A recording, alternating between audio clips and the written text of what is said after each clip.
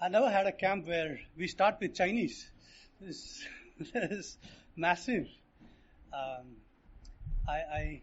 I'm almost tempted to stay back now. All right. So, heavy food, and I'm sure you have had generous helping yourself, and now ready to sleep? I'm sure you are. So I picked up a topic: you will never sleep. So, I'm continuing with the topic of teenage. So the first class we talked about teenage, relationship with parents and the society. So now we're going to pick up the topic, the hot topic. Yeah, relationship or teen with opposite gender. Hot topic. I can see smiles. Are ya? Something that I can't tell anybody. I can't even tell my friend about it. It's so much inside of me. So this uncle dared to talk about that. I'm sure next year I will not be called. I'm okay. That's okay. Perfectly all right. So I struggled with this when I was a teenager. There was hardly anybody to tell me what is going on in my brain. So it was suffocating, which goes through your brain, and there is nobody to talk. And you go to the church and you will hear Aaron's dresses and Daniel chapter 7 and all those stuff. But the real stuff, what I am struggling with, nobody talking. So how do I relate with this, connect?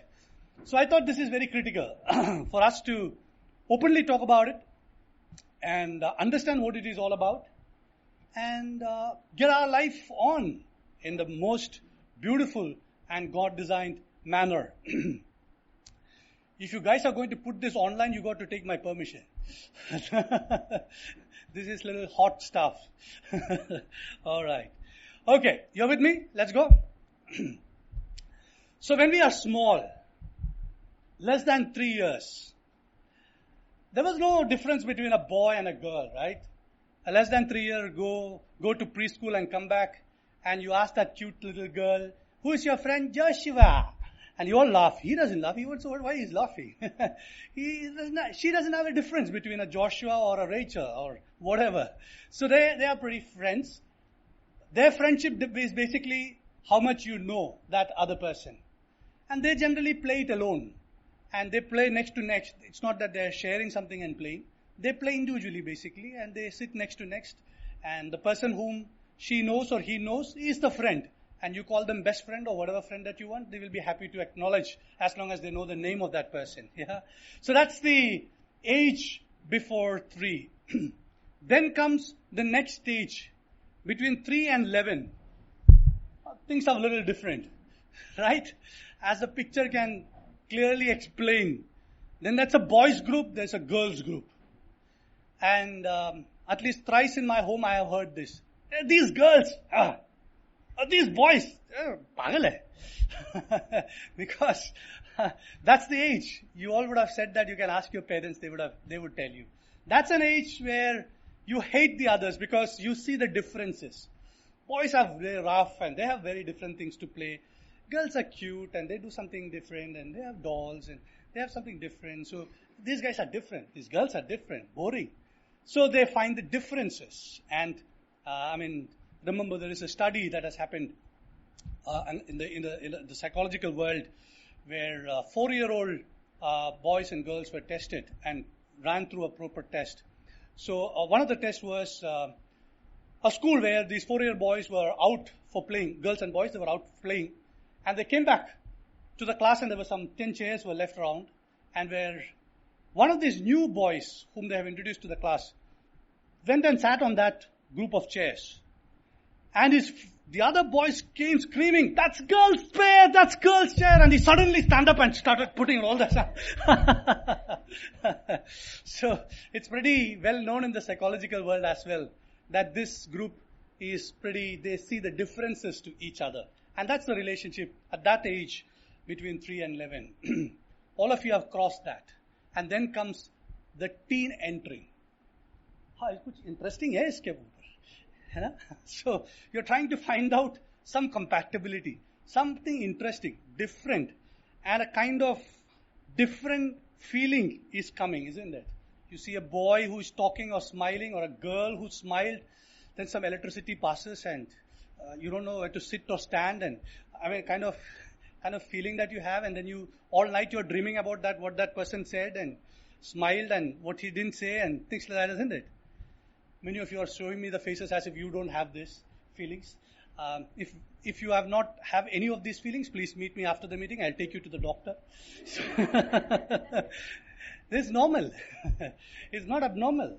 Okay, these are normal things. Okay, so that's first big lesson, which I didn't know. I thought I was very abnormal, and I thought I'm very sinful, because what kind of feeling I am having as a teenager? Come on, I'm not able to get my head straight. I keep looking like this. What's happening? So I was feeling frustrated and more. So I want to tell you this is normal. Khush ho? Okay? Nahin? Alright. So this is a normal tendency that we have. What caused this change in teenage? There are a lot of changes that are happening in a teenage. There are physiological changes that are happening. I don't need to explain that to you. From your earlier age, less than 9 or 8 or 7, there are a lot of change. Boys and girls, they have on their body. And that's a normal change that happens in your body. And that creates a lot of changes in your body chemicals as well, and in your emotions and your feelings. Hence, there is a lot of psychological changes that happens in your mind. Because you get into an individuality. You get into a kind of your own kind of feeling. Independence that you start feeling. You're no more a child. If somebody calls you, hey baby, idhar, you feel very insulted, isn't it? You feel insulted because you're no more a baby. You will kill that person if somebody calls you a baby anymore. So you wanted to be counted as man, right? Many of the boys, Uncle Johnny was telling you, your voice is not heard. Poor chaps, I was wondering, their voice is not broken up. It's neither low nor up. You can't be blamed. You're teenage camp, right? Because we wanted the high pitch, we are not there. We wanted the low pitch, we are not there. So we are in between, isn't it? So these are physiological changes. These are psychological changes that are happening. There are a lot of interactions that is happening with your society. You're forming opinions about various things. About the church, about the camp, about the food, about the dress, about people, about relationships. You are forming your own opinion. So far, it was what parents were saying or some teachers said. But now things are changing. You wanted to have your own opinion. And that's a big change that's happening. So to that extent, what influence your opinion matters.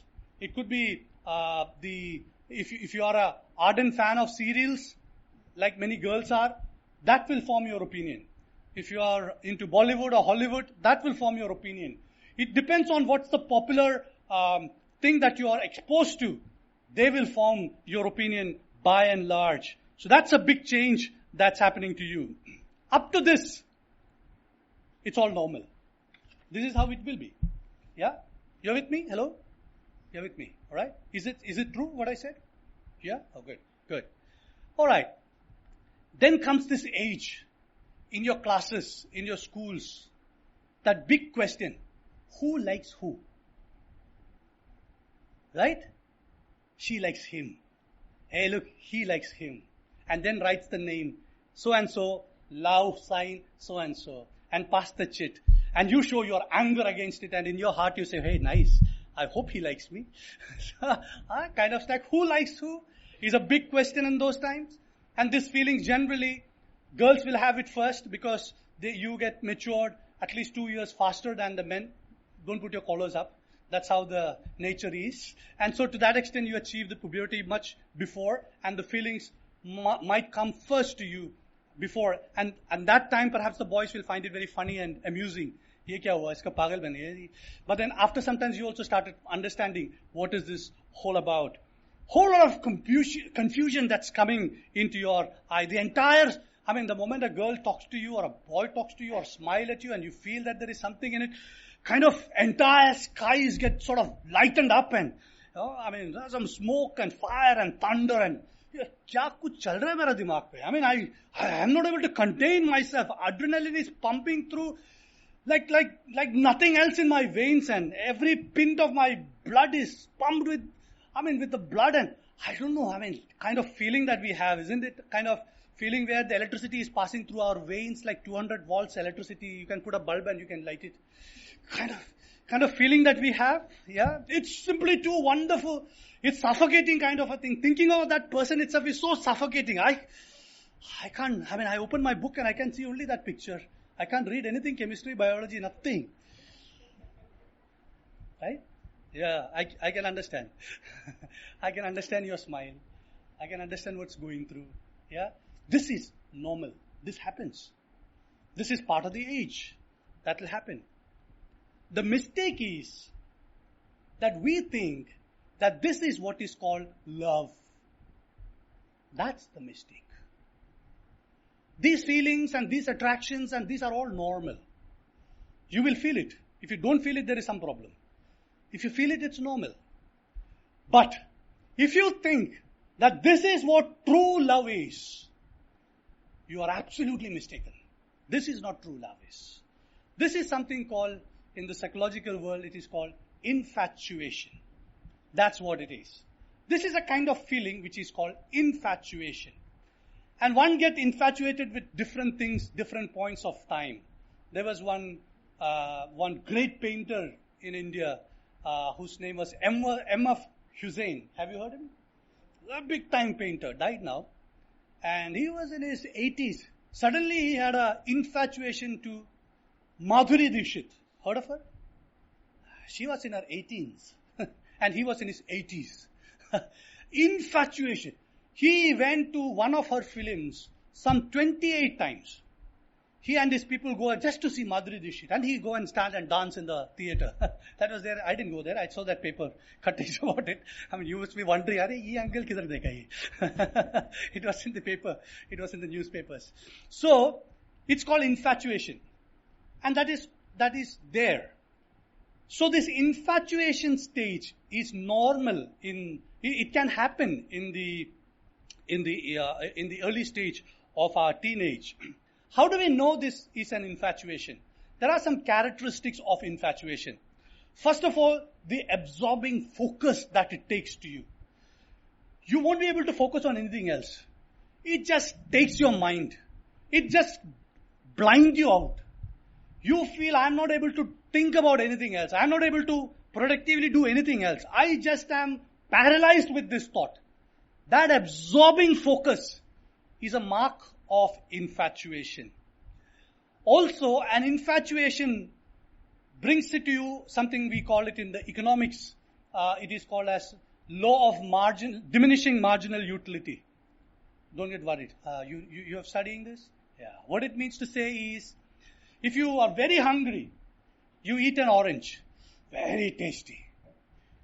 Then they offer you second orange. It's nice.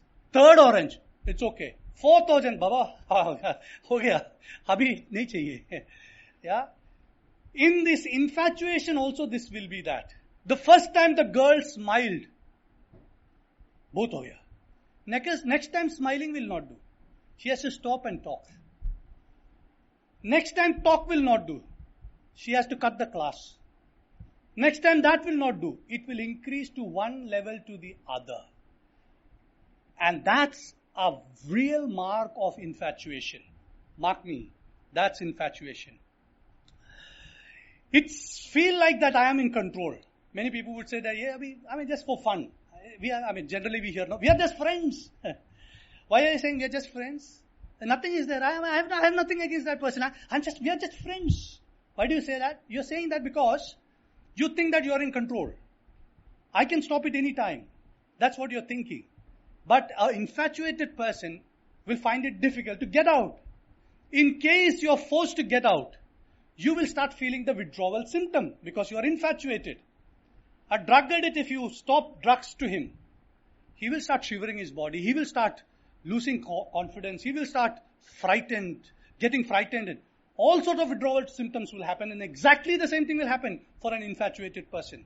So this is another very painful withdrawal symptom, part of this infatuation. Often these words are used, I love you. I love you. As this fellow is saying, with flowers or, they use all sorts of days, maybe friendship days and, flower days and all Valentine days and all the days that have been used to say this, I love you. What really it means?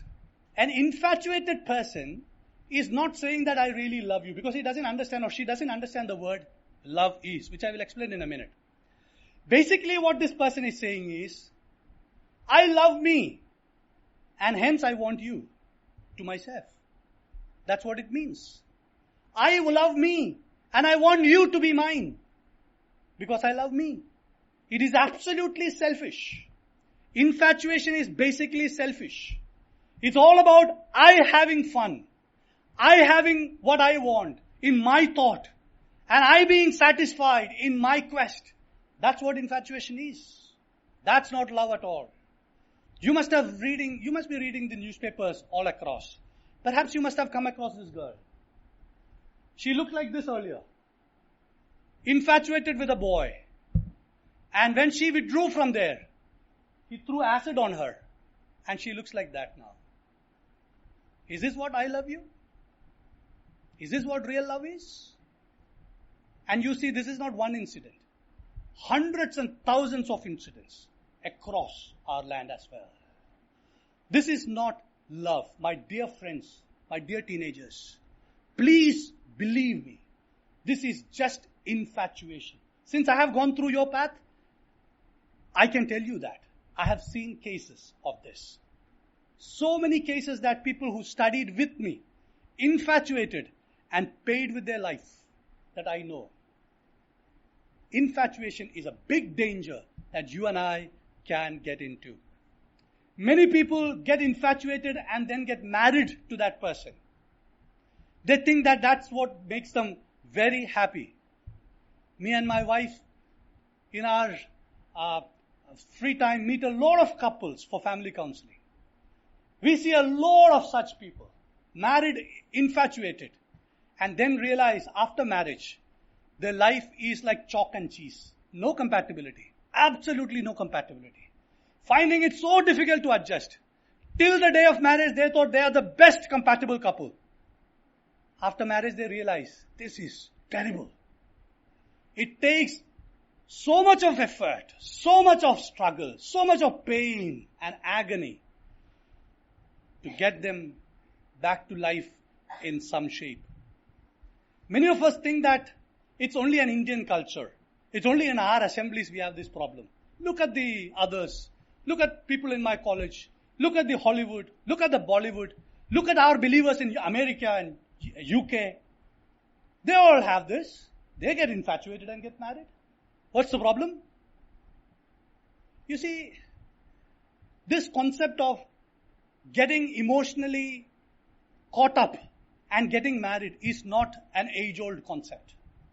This started very recently in a sense of 1200s. That's when it all started.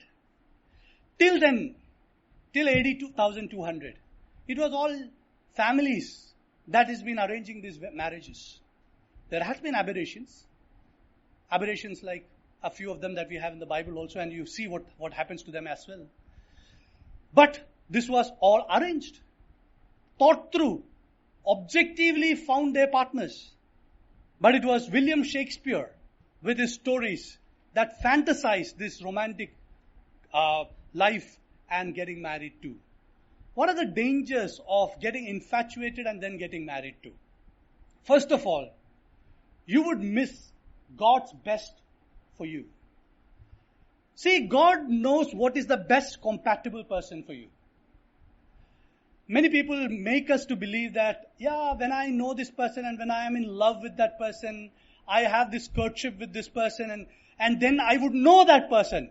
I tell you that is the most foolish thing that you can think. You will never know that person. You know why? When you meet a boy or when you meet a girl, you will show your real color. Straight away my friend is saying, Nahi. We will put up our best perfumes. We will do all the 2-3 paint coatings. We will get our best smiles. We talk the best words. We will practice what the words we will speak. We will show the best. And you will think that she is the angel of my dreams. And then you realize after marriage, she is the nightmare. Reality will come after. Then no more games. So, you will miss. God knows what is the best compatible person for you. If you prayerfully, objectively select your partner in the will of God, God will select the best compatible person for you. And when I say that, I'm not just saying it just from my understanding from the scripture. I'm telling it from my own experience as well. Having married for the last 20 years, perhaps I would say that is the only good thing that I did to seek God's will. So many bad things I have done in life. One great thing God has helped me to get married in God's will. And I can tell you how life is. There is no better life to have married in God's will, to find a partner who is God's choice for you. Because God knows who is the person who will be compatible to you. You don't need to struggle then afterwards. So don't miss God's will. Of course, people who get infatuated and get married also live. They can also be blessed. God can help. God can help anybody. There is no doubt about it. But do you want to miss your best? The ones that God has kept for you. There was only one Eve in the Garden of Eden. It's not that God has decided to have 12 Eve roaming around and then Adam was going around and Romeo and then he found, oh, that's interesting, bald. That's very nice. A blonde one. No, there's only one Eve. And God chose for him because God knows what's the best for him. Brought her to him. And that's the best thing to do. Towards the end, you forget about Genesis. You come to Revelation. Ultimately, it is the same, the marriage of the Lamb. It's chosen by the Lord. So, and in between, in the middle, you take Lord Jesus Christ. When he picks up what's the best marriage for you, he refers to Adam and Eve. So be it in the beginning of the Bible, be it in the middle of the Bible, or be it at the end of the Bible. It's all about chosen by God in his will for the partner. So let's take that and don't miss God's best for you. Second trouble is, while you get infatuated, you will mind your heart with so much of evil thoughts. Because as I told you, the law of diminishing marginal utility makes you think more and more and more. Am I right? You will not be able to think the same thing and get the same pleasure. You will have to think something more each time. So your mind will get mined with evil thoughts, filled with evil thoughts. Do you really want to spoil your mind that way? And more you do that, that becomes your thought process. That will bring that will form your character. And that gets hardwired in you. You become a man like that. You become a woman like that. Do you want to do that? Don't spoil your heart. Don't spoil your mind. Don't mind your mind with such evil thoughts all the time. You would be thinking about somebody's future husband. You would be thinking about somebody's future wife. Who told that is yours? You are deciding. Who are you to decide that? It may be somebody else's. How shameful it is to think and infatuate yourself with somebody's husband and somebody's wife. Don't mind your mind with evil. Thirdly, while we get infatuated, we miss the priority of life. Today as a teenager, you have some priorities in life, don't you? Studying is your priority. Building your moral values is your priority. Building yourself as a perfect man in the will of God is your priority. Growing as a good and righteous man, becoming a good husband, becoming a good wife for future, and building yourself to that is your priority. While you get infatuated and go around on somebody's whims and fancies, you are missing your priority. You lose interest in your studies. You lose interest in your spiritual things. You will start flirting and you will start moving away from the priorities of life. Finally, it loses our self-control. Infatuation takes away the self-control. We won't be able to control ourselves. Slowly and steadily, that thought will take control of you. It decides what you do at what point of time. While you are sitting in a camp, it will decide whether you are listening to God's word or you are still infatuated with that. That will decide everything of you. Your time, your sleep, your relationships. your studies, everything will get controlled by that infatuated feelings. Do you want to let your control go? In one side, you don't want your parents to control you. You don't want anybody to control you. Look at what is happening. This feeling of infatuation is controlling you. Do you want to let go? This is extremely dangerous. If that is what it is, what is true love? I must tell you that. What is true love? 1 Corinthians chapter 13 gives you a true love picture. I'll just pick 2 verses for you from there. Verse 5 it says, can you read verse 5? Okay, let's read verse 5 together. 1 Corinthians chapter 13. 1 Corinthians chapter 13.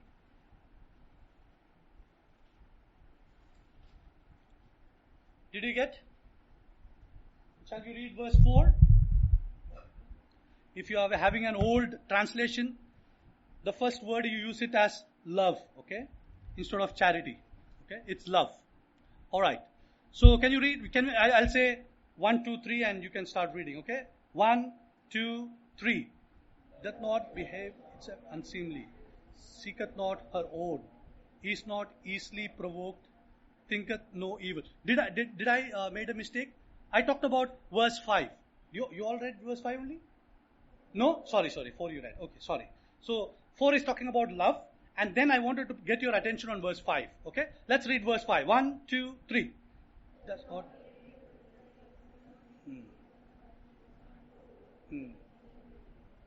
Okay. So it says that love will not be selfish. That's what you're reading here? Love is not going to be selfish, right? Infatuation, what did I say? Is selfish. I want you. I love me. If I don't get you, then I will do whatever that is required. Sometimes I will not throw acid, but rather I will go and hang myself. That's also selfish only. Or I will have a big body. Selfish only. Just to protest. I'm just showing my protest. It's all because I lost you. And I am upset with it. Isn't it? But love, it says, real love is selfless. It looks for the best of the other person. It's not expecting anything in return. It feels that the other person should get the best. I'll make this a little more simple for you. Suppose you are infatuated with somebody.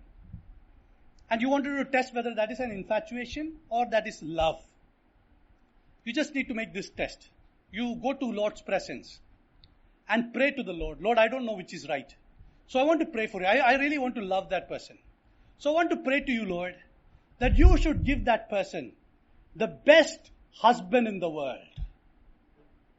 And don't say that, Lord, you know that I am the best husband for her. That should not be.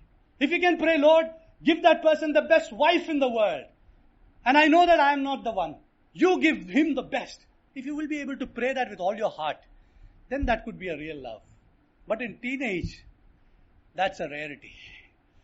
I have not seen many. I have not seen any, is what more to say. It's infatuation. Real love that seeks for the best of the other person. Next verse 6. Will you read verse 6 for me? 1, 2, 3.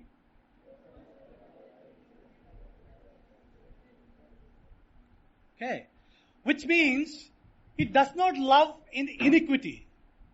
It is not, the whole real love is hinged on holiness. It's not in a double life. I don't need to be one with the other person and the other at my home. I don't need to hide it from my parents. I don't need to hide it from my teachers. I don't need to hide it from anybody. I don't live a double life. I have real love which has no wrong motive. There are no iniquities in it. Absolutely transparent. Absolutely pure. Holy. Selfless. That's real love. You should read this chapter end to end and then you will realize the real love that is defined here is made out of a Greek word which you are familiar with, the word called agape, which is actually the love of God, which is basically a love which is seeking to give to the other person, not taking from the other person. It is not a feeling. Agape love is not a feeling. Please get this right. Many of us have this mistaken idea about love. I feel loving. Well, loving also has feeling in it. I'm not denying that fact. But love is not just feeling. It's an objective will to love the other person. That's what love is. In a marriage, it's not just feeling. Maybe you will have feeling for 10 years, 15 years, 20. Feelings will not sustain all your life. 60 years, 70 years, 90 years of marriage. Feelings will not sustain. Then what will sustain? Commitment of love. So love, the agape love, is a commitment, not just feeling. It has feeling in it. Beautiful feeling in it. God so loved the world that He gave His only begotten Son for us. And there is feeling in it, His love in it. But much beyond that feeling, it is not an action out of feeling. It is an action out of objective will to love us. So, love is not just a feeling like infatuation is. We all have friends. 3rd standard friends, 4th standard friends, 7th standard friends, 9th standard friends. And we really had feelings for them, isn't it? Real feelings. We gave them gifts when they left this country. Some of your friends would have left school long back. 4 years, 5 years, 6 years down the line, how is your feeling? Don't even remember that person. Feeling is gone. You must have said those days, he is the best friend forever. BFE. Abhi kidhar hai? Naam bhi yaad nahi hai. What happened? Feeling is gone. That means love is gone? No. There was no love there. It was just a feeling. You got it? So, in the teenage life, when there is an infatuated feeling that you feel with, please understand, this is not love. This is just an infatuation that I am feeling. So I shouldn't be acting on this feeling. That's one that you should know. A brilliant person, a wise person will understand that. If you have not understood that, that's why I came here to tell you this. When you have this feeling of infatuation, which is normal, as I told you in the beginning, it is not abnormal. But at that point of time, don't get yourself controlled by that feeling, nor take any decisions or action on the basis of that feeling. That will be stupidity. Because you will harm your life forever if you take some decisions on that basis. Because marriage decides, salvation decides where you are after your death, isn't it? Once you are gone from this world, if you are a saved person, it will decide whether you are in heaven or hell. Am I right? Marriage decides whether you are on heaven or hell on earth, if you have the right person or not. If you don't have the right person, you are on hell only. Life will be hellish. So please don't take your decision on the basis of infatuated feelings. They are not love. They are just infatuation. How do I handle it? How do I handle it? Handling this requires a few things which I wanted to say, and then I will close with that. First of all, build up healthy interactions with the opposite gender and a healthy distance with them. In our system and culture as we are progressing, this becomes increasingly challenged because we are told that if I maintain a decent distance, that's a very old-fashioned. Now if I meet, I have to put my hands on the shoulder. I have to goodbye only like this. I can't say otherwise. All these things that we pick up from the society because we think that we are very advanced and we are like Westerners now. Now we are like US and UK and Europeans. And so we got to be a little modern. You have no clue how many teenage pregnancies are getting terminated in these places. You have no clue. It's a menace in those lands. Do you want to kill your bodies like this? It has a danger. It's not fashionable, my friends. It might look fashionable. It is not fashionable. So much of depression. And psychiatrists in those countries one of those researchers say more than 51% in one of those countries gets treated for depression. It's not joke. Don't think that these are very modern, stylish, fashionable stuff. It is not. Learn the wisdom. Maintain good interactions. It's not that I'm saying that you don't talk to any boys or any girls, and old rabbis used to be there. There used to be rabbis who wants to keep themselves away from girls. They close their eyes when they see a girl from the long, and they walk like this, and they will go and hit somewhere and get bruised, and they are called bruised rabbis. I'm not saying that you need to be bruised rabbis. That was fashionable those days, because I'm bruised for what I did.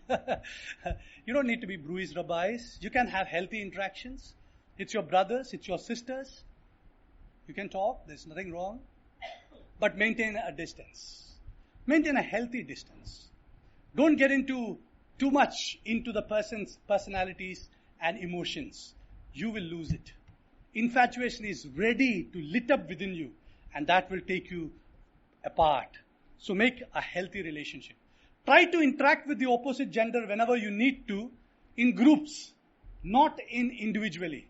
Try to avoid individual interactions.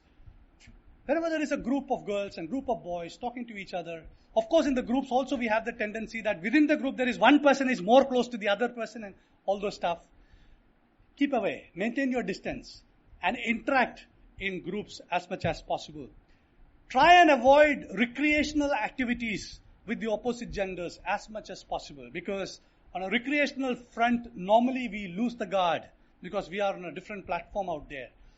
Try to be on the recreational front with girls and boys with boys, and that will help. Avoid any transactions like exchanging of books and phone or notes or gifts or friendship bands and stuff like that. It all looks innocent. Sometimes you will ask, what's wrong with it? Instead of asking that question, what's wrong with it, you ask yourself, what's right with it? What do I do with it? Is there a possibility that this gets misinterpreted? I remember one chap whom I know. This man had his father in Gulf. So every year the father comes and he gets this nice pencils, very nice rubber which has good perfume kind of stuff. And there was a girl next door, comes to the same church. So he used to give these pencils and rubbers to this girl, school days. He didn't have anything else in his mind. But later, when his marriage was fixed, there was a huge trouble in society. Because she has publicized that he really loves me and now he is cheating me. This fellow said, where have I cheated? When did I say? Then why did you give me rubbers? So it was completely different. So your innocent actions that you think it is not, I didn't mean anything of that, can get misinterpreted by the other, and you have no business of interpreting that, saying that, no, I have no role in that. So be careful with that. So maintain a healthy interaction. Maintain a healthy distance. Secondly, something which I wanted to suggest to you, pray for your future spouse. I didn't say that you pray in your family prayer. Don't give you shock to your parents. In the 11th standard, you started praying for your future. No. But you can pray in your secret. Actually, somebody told me when I was a teenager and really helped me. And when I pray, I should not be thinking about that, Lord, but I don't know who is that. Maybe this person? No, don't do that. Then you're gone. You will get into infatuation. Don't put any picture. तस्वीर का कोई जरूरत नहीं है. परमेश्वर को देखने के लिए तस्वीर नहीं चाहिए ना? You pray to a God without seeing, right? So that's okay. You can pray to the Lord. Lord, I don't know who my husband is going to be. He must be studying somewhere. I don't know. Lord, protect him. Ensure that he don't flirt around with girls. Pray. You do the same thing. Lord, I don't know where my wife is. Someday you're going to give it to me. She would be in some school somewhere or some college somewhere. Lord, protect her. Protect her from all the idiotic boys around her. Keep her safe. Pray. You know, when I started praying that, then I started looking into myself. I can't go around with these girls. Because I'm praying for my wife that she will not go around like that. It becomes an automatic wall around myself. Because I control myself with my prayer. And that's a good thing to do. Because you are getting committed. And you are having that clear hope. God is going to do this for me. And God is listening to your prayer. And He will be pleased because you are desiring to do His will. How much pleased God would be to hear that prayer. That you are praying for that person whom God wants to have in your life. Thirdly, and with that I will close, pray for yourself. You pray for yourself. Can we read Matthew chapter 6 verse 13? Matthew chapter 6 verse 13. Last verse that we will, there are some more verses to read, but Matthew chapter 6 verse 13, I will read that for you. And lead us not into temptation, but deliver us from evil. This is a prayer Jesus taught disciples to pray every day. And as a teenager, this is a beautiful prayer. Pray this every day. I can tell you, I pray this prayer even today. I'm a middle-aged man. You might be thinking I'm an old man. I'm not. So that's why I wanted to make sure that. I pray still this prayer every day. This is a beautiful prayer. Lord, lead me not into temptation. Deliver me from evil. Temptation can come from outside of us. It can come from our friends. It can come from our colleagues. It can come from our friends in our church. Lord, lead me not with such people. There are some people, no? Listen. There are some people whose company that will make you and prompt you to do sin. There are some people whose company that makes you to prompt sin. There was Saint Augustine. He has written once, he was a very wild man. And when he got saved, he wrote in his book Confessions, there is one chapter in which he says that, it's a old English, I'll interpret to modern English, which he says that, in this company of people, I used to boast at kind of sins which I never did. Saying that I did that. He never did that sin, but in that company of people, he has to boast, I did that, oh, wo kiya, maine. So that he will feel accepted in that group. So there are some people who will tempt you to do sin. Such groups, just shun them. Get out of that group. Because that's not a group good for you. Any group that prompts you to do a couple of sins, move away from that group. There is something that within you that tempts you. That is, we have in James chapter 1 verse 14. But every man is tempted when he is drawn away of his own lust and enticed. There is something, a lust within us that prompts us to get infatuated and to go sinning. So you should know that there is an enemy inside, there is enemy outside. So I should know that and I should pray to the Lord every day. Lord, today lead me not to temptation, be it outside of my friends or be it within me. Lead me not into temptation. Then while you pray that, prayer is not enough. I recently happened to have met a couple where the husband is a drunkard. And so the wife was saying that he pray every day morning, Lord, save me from this bad habit I have. And then he go and drink in the afternoon. So the wife was trying to tell us that he thinks that by prayer, now it is God's responsibility. I will do what I want to do. Many of our time we pray like that. Lord, lead me not into temptation, and then happily go to that same place that we can sin. No, that's not a prayer at all. That's not a sincere prayer. If you pray this prayer sincerely, then practice what you pray.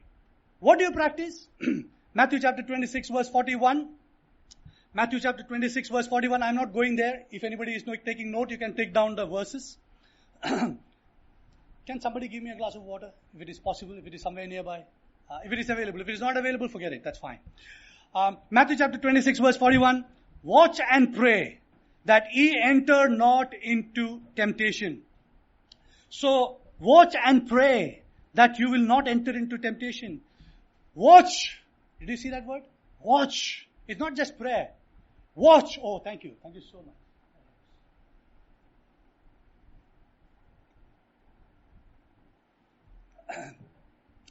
You got to watch what is happening. You got to be vigilant. That's the word is. It's not just prayer. You watch out. What's happening to you? Is there somebody is taking an advantage of you? Is somebody is making an advance to you? Watch. Watch and pray. 1 Thessalonians chapter 5 verse 22. 1 Thessalonians chapter 5 verse 22.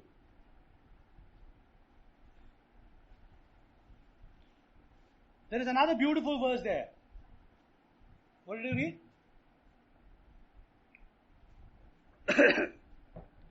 Abstain from all appearance of evil. Abstain from all appearance of evil. Why do I abstain from even appearance of evil? It's not just evil. Even the appearance of evil, even the trace of it, abstain. I need to know what are the actions that support my desire to maintain holiness.